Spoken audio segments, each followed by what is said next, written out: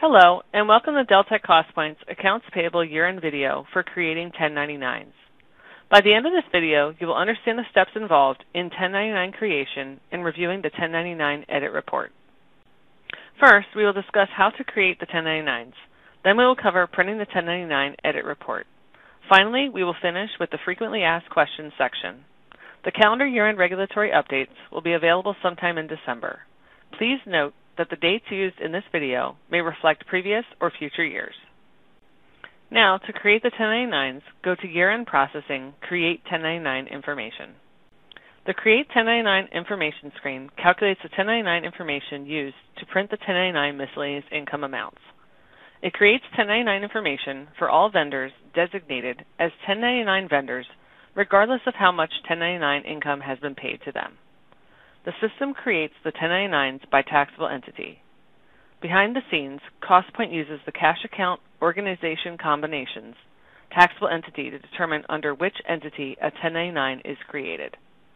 The system finds the taxable entity associated with the organization determined in the Manage Organization Element screen in the General Ledger Organization area, which is linked to the cash account. Also, you must enter information about your taxable entity in the Configure Company Information screen located in the General Ledger Controls area.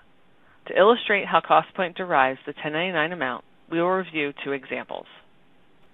The total voucher amount is $180, but only $100 is a 1099 amount. $70 was paid in the prior year, and $110 was paid in the current year.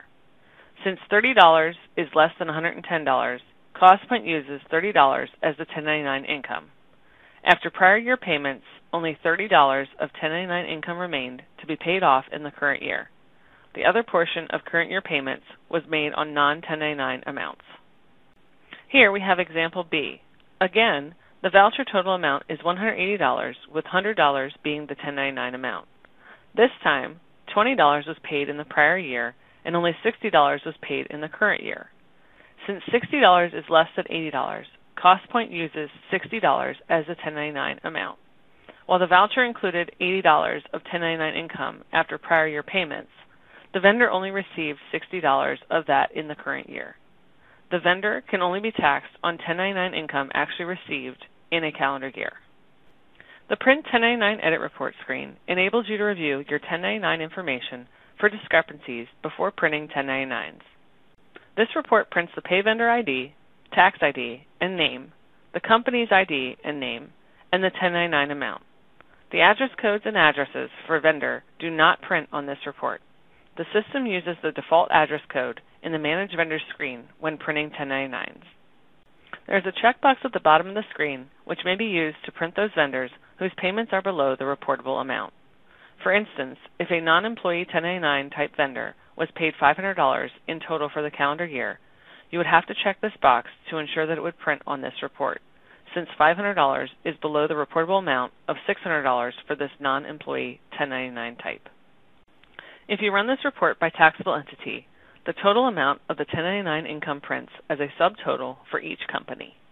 The total number of records for each company also prints on the report.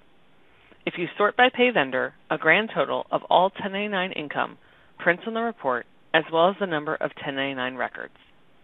Also, when selecting your information by pay vendor, only those vendors who are flagged as 1099 vendors will appear in the lookup. Here you will find a list of frequently asked questions. Please review them at your leisure. Simply pause the video to read through the screen and then press play to continue the video. We hope they will help you with your year-end closing process for creating 1099s. However, if you have any questions, Costpoint Customer Success is ready to assist. Call our Customer Success number at 877-457-7765.